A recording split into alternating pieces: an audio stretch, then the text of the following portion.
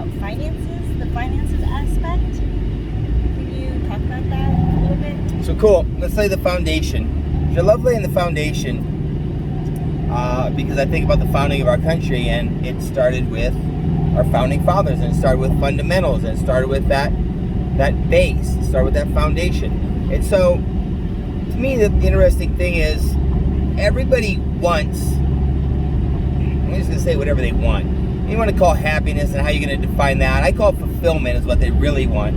You really want to feel good inside when you're naked and your FICO score is in view, and your checking account, your bank accounts are in view, and your marriage is in view, and what you watched on YouTube and what you watched on TV are all open for the world to see. You want to feel good. You want to feel fulfilled. So now what should we talk about? And for me, that foundation, my 5 F's: faith, fitness, family, friendships, finances. Okay? Faith is numero uno. Faith is everything. That's my opinion. I hope it will be yours too. Anyway, what do you want to chat about on those foundational pieces? And to me, one that's real common right now, everyone's discussing, is your finances. A couple, 3 things go together for me and my finances, okay? And one of those is going to be my income, of course. One of them is going to be how to budget each month. Let's chat that real quick. Here's a simple rule of thumb that I was taught long time ago. Just put in your account 3 paychecks. Put into your account 3 paychecks, put 1 in your savings. Now, it's funny how many homes I'll find or see, or friends, 40, 50, 60 years old, that are, that household's probably making $150,000, maybe more even. They don't have money. Wait a second. You did it as an individual at 30, 40,000. Now you got a spouse. You don't have 2 homes, you got 1 home. They're bringing 30, 40,000. How come, and you did it then, how come you can't do it at 150? Problem is discipline, accountability. Look at what you're driving. Like, hey, look at what you're driving. You're driving that Porsche. The Porsche, I don't even have a payment on it. Okay? I don't have a payment on it. I don't have a payment on any of my vehicles. But I planned it that way. So me, just like you, I could drive more vehicle, have a payment. I choose not to. Take a look at your vehicles and take a look about what, but here the real bottom line is, it's just something you stick to. You'll always have money. You'll always have savings. You'll always have money at the end of the month. But the bottom line is, whether you believe it or not, it's just the decisions that I make. When I don't have money, you gotta start with it being you, and you got to start with discipline. The funny thing is, as adults, I hear all of you, myself included, did the kids. You spent that $5 already? You spent that $20 already? You didn't put any of it away? What are you talking about, parents? You're not putting any away. So, start with you. You want to get a simple plan? 3 out of 4 paychecks. Put them in, and that's what you spend.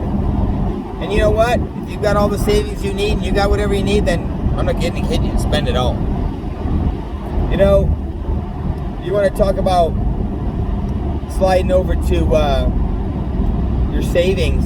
What are you going to do with that? Well, here's what I'm going to tell you. That's super simple. I'm going to say almost like not my area, Do I think you need some cash for a rainy day? No doubt about it. Do I think you need some actual cash in your saving, your safe for a rainy day? No doubt about it.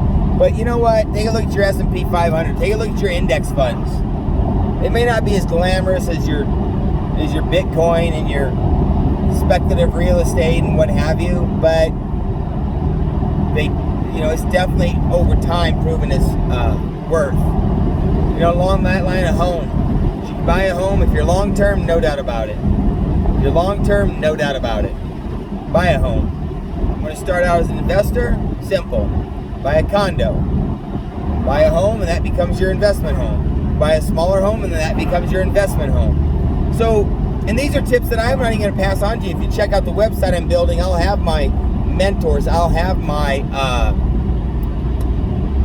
my affiliates, my teachers on it. You can follow them. So that's a piece, about your finance. I'll tell you another piece or tip on your finances.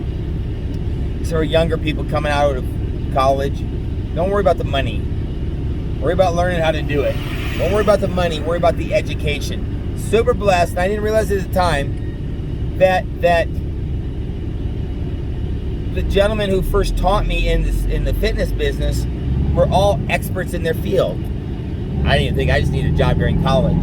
Well, what happened was I learned from the very best in the industry about selling.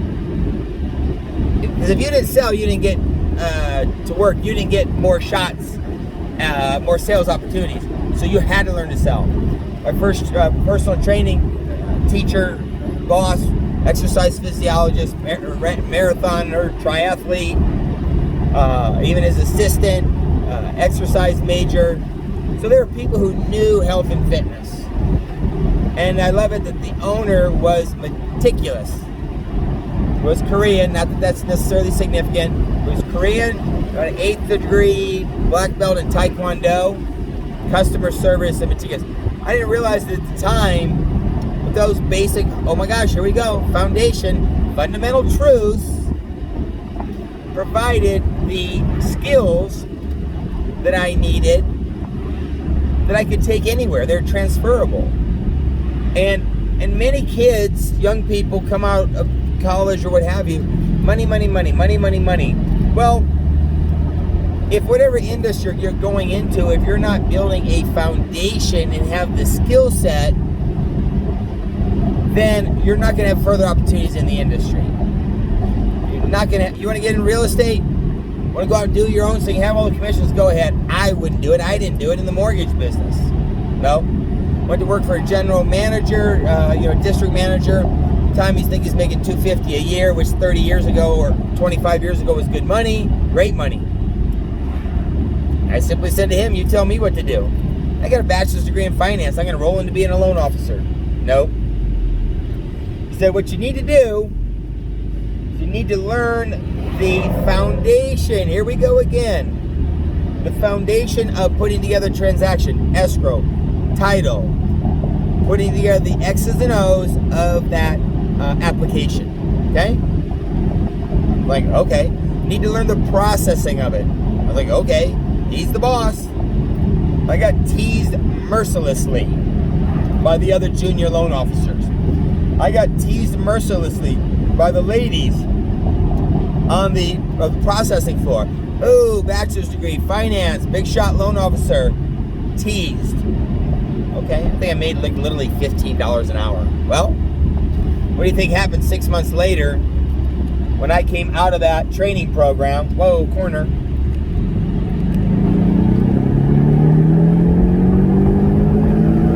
When I came out of that training program, knowing not only how to sell and prospect, but how to put together an ironclad file that went through underwriting like that.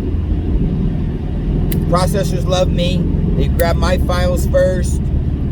Got underwritten approved first. Huge. Foundation, fundamentals, and everything you do. I'll give you another one. Your credit score. Funny now, it's like not a big deal when you have it. Well, I got rolled in a business transaction. My credit score went from 800 to 0. Literally 580. Friends had bowling scores that were higher than my FICO score. Bowling, whatever the hell it's called. Bowling averages. Anyway, what are you going to do with that? You know what many people do? You put their head in their sand and go, I hope it doesn't happen, and you don't tell anyone. That will not solve anything. That will not solve anything. That will not solve anything. Called my credit people, Googled it, asked a couple people, went to work daily. Got the X's and O's, got the foundation of credit, what builds credit, and I worked on it daily. And working on it daily combined with time, now my FICO scores, I don't even know, I don't look at it, probably 750, what have you. Anything can be rebuilt.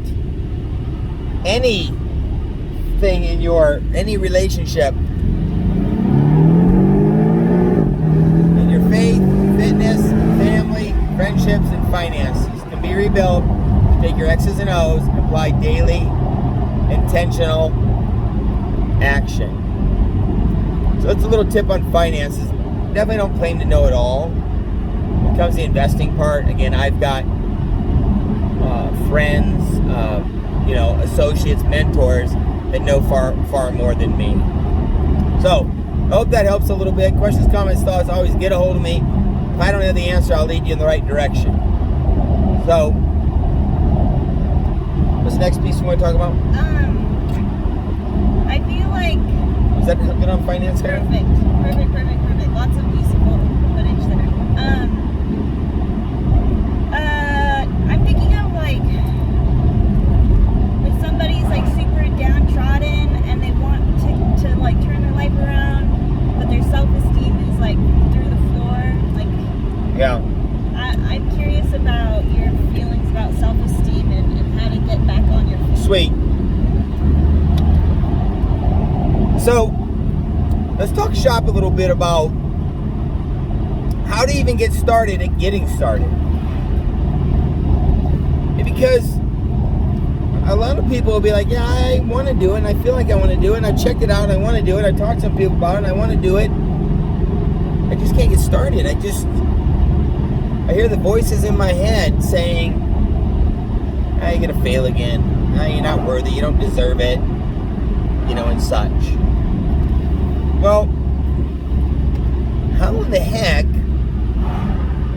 do I suggest, do I recommend, do I share? And again, it's just based on my experience. Okay? Because, let me tell you, you're talking to a guy who, I'm not saying I'm walking your moccasins, okay? But I grew up with a father that, as amazing as he was and accomplished, business-wise, even fitness-wise, marathon runner, ran Pikes Peak, and all on and on. Belittling, demeaning, contrary, insulting, racist, chauvinistic, little respect for anybody. Rude, did I mention that maybe twice? Anyway, how do you take, and having grown up from that opinion,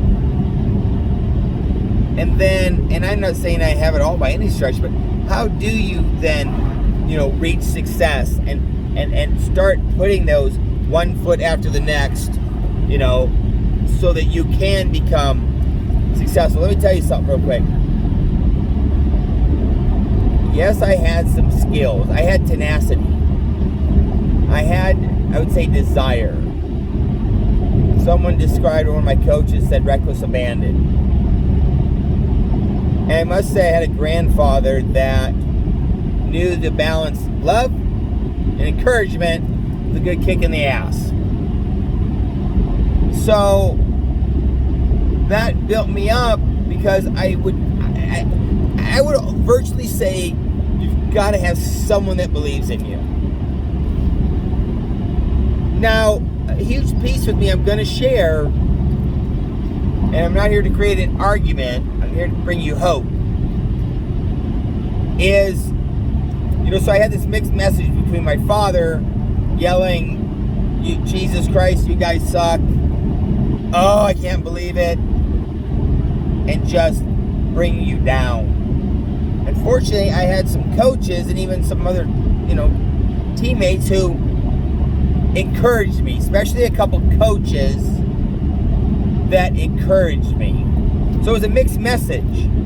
I'll tell you what sealed the deal for me a little bit, frankly. This is me. As my brain and heart started searching for,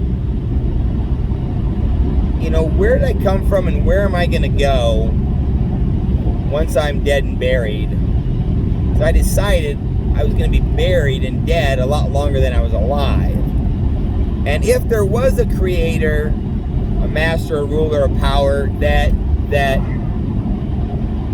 created me and I needed to answer to them, if they had a plan, And I best know who that was because a lot was writing on it. That was my search and my journey. I read every book, went to every church, hopefully talked to every person.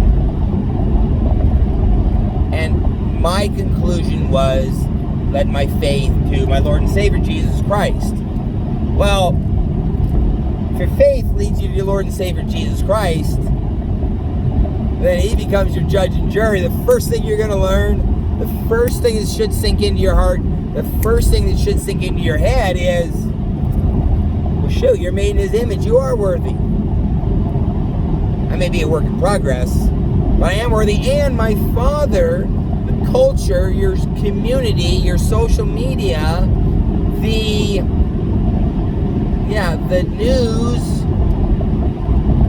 they're not your judge and jury. They're just opinions. And in fact, they can say you're amazing, and that doesn't mean you're amazing. That means the things they're seeing, your looks, your height, your sports, your money making, your funny, your whatever is amazing. That doesn't mean you're amazing. Does that make sense? You can have something that's a shit show. It doesn't mean you're a shit show. It means that's a shit show. By the same token, you can have an area in your life that's amazing, but as far as I'm concerned, that doesn't make me amazing. That's why I come back to my foundation, faith, fitness, family, friendships, and finances. I believe that as those areas are built up, again, your faith is over the top of it, then now you have a skill set and experiences, wisdom, say it again, wisdom, that we can build from, that you can build off of, that you can launch off of and equip others, okay, to transform and to follow and to share.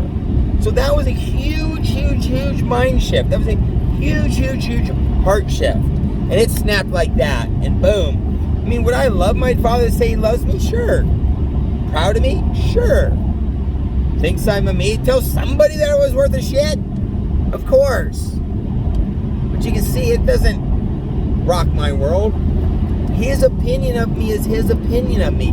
Even if you have a father who's blowing hot smoke up your ass all day long till you're the size of a float at the Macy's Day Parade, Thanksgiving Day Parade, it doesn't mean you are. That's their opinion. So you can go around and search a bunch of people like me. I can run around with friends who are all shorter than me and make me feel tall. It doesn't make me tall. Want to have muscles in the gym? Hang out with smaller people. It doesn't mean you have muscles. Want to make money? Hang out with people who make money less. It doesn't make you amazing. Or it doesn't make you better. You're just comparing yourself. So people's opinions and statistics, it's just all they are. Myself, my choice, my esteem lies in, again, my faith. My devotion to my Creator, my Lord and Savior. So, you know, I'm not going to kid you though. For each of you, you've got to decide. But I'll tell you, even if you don't have a faith that chooses Jesus Christ, your Lord and Savior,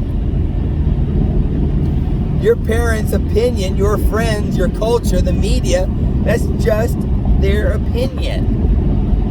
The likes are just the likes.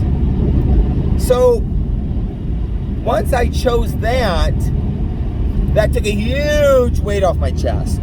Because it didn't mean I was perfected or transformed or amazing. It just meant that I was, at my core, made in an image that I was okay. I was all right. Okay, I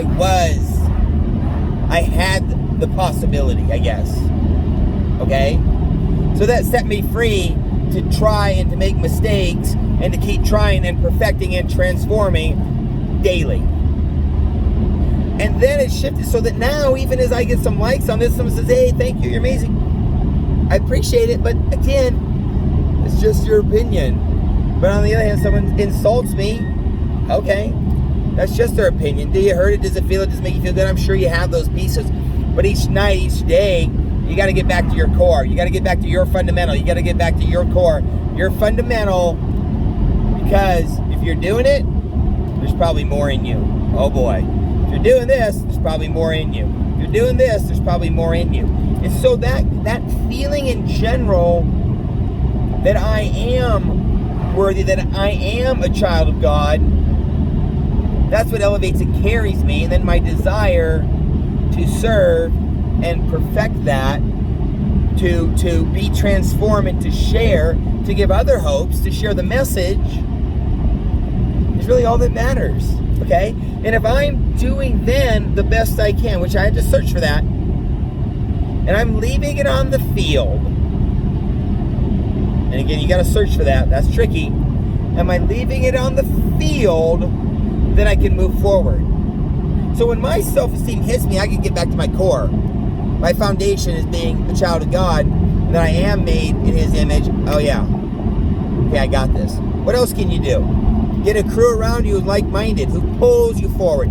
You can get into counseling of some sort, any sort. But that counseling's got to get into your core. You can't just be beating it and telling yourself stuff that in your core you don't believe. You've got to change your core. You've got to change your core.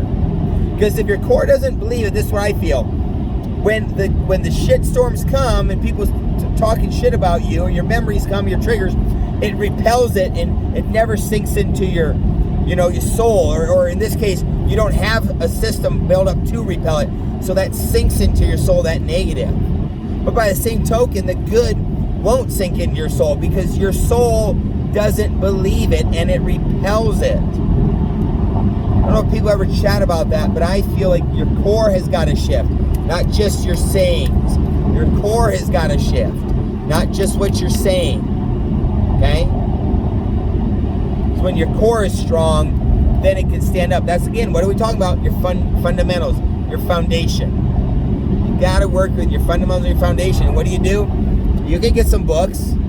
You can get a crew in a community. Yeah, no doubt about it. I'm not against. I mean, I think professional help is a sweet idea. Is a super crucial, important idea. Okay, no doubt about it. Yeah, no doubt about it. And then you've got to work at it daily. You've got to be in it. You've got to be in it daily.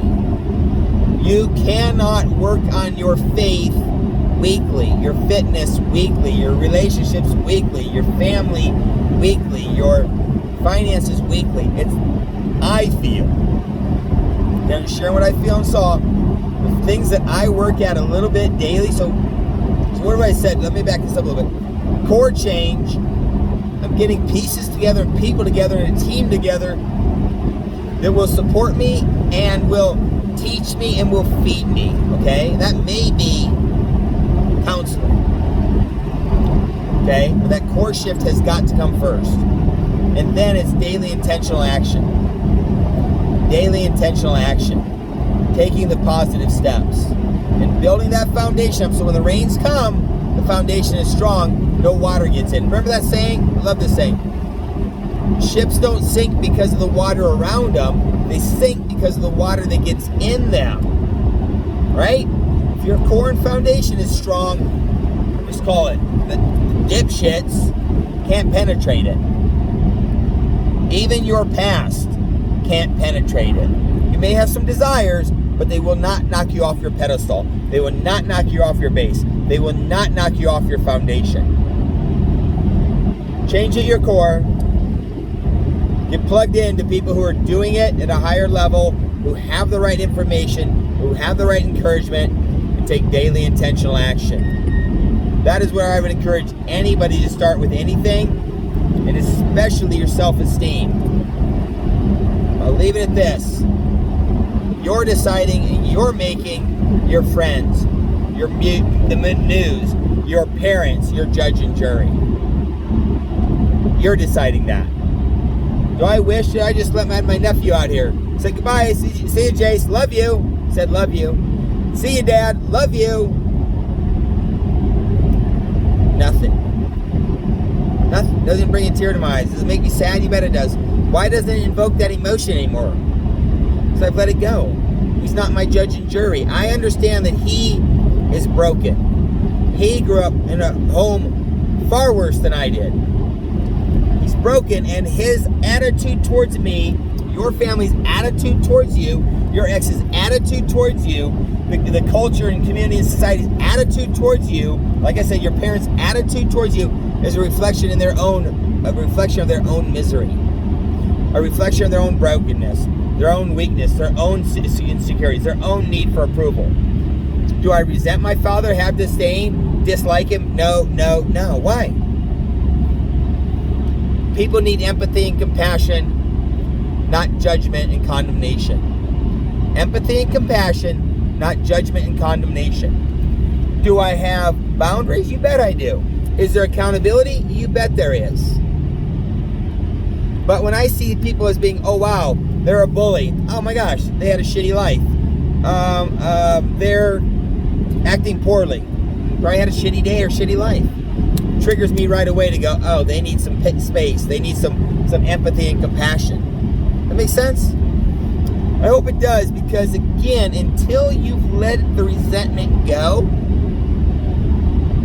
not judge, not think you're better, not resent them, let it go.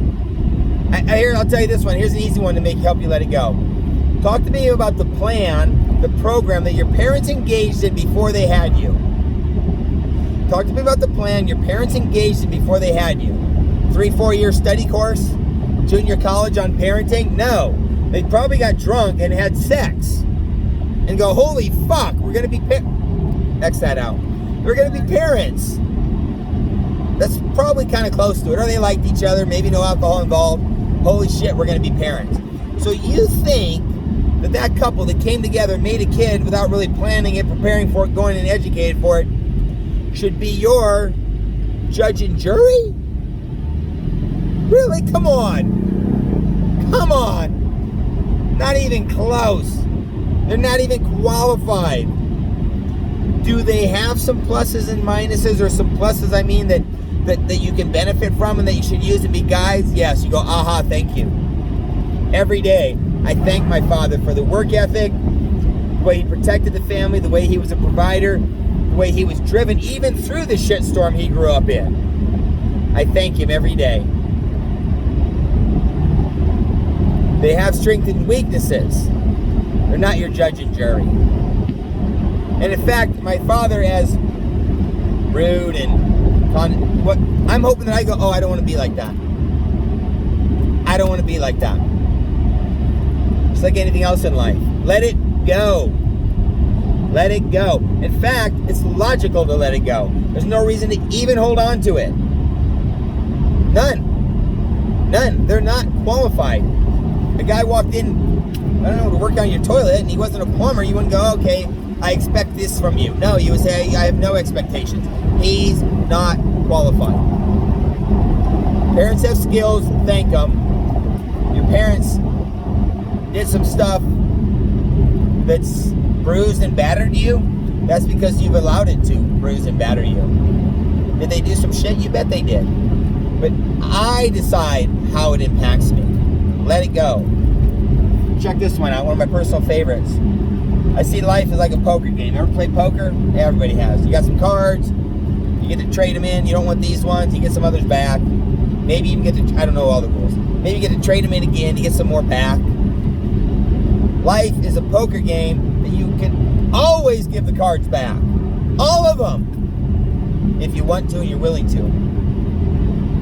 You keep building that hand. Trade in cards, hold them, trade in cards, hold them, trade in cards. And the cool thing is, so you build with those experiences. You build the hand that you want to build. I believe in the hand that you want to play. I'm responsible for it. Check this one out. Which hand wins? The 4 aces? Not always. I got some friends who were born with 4 aces.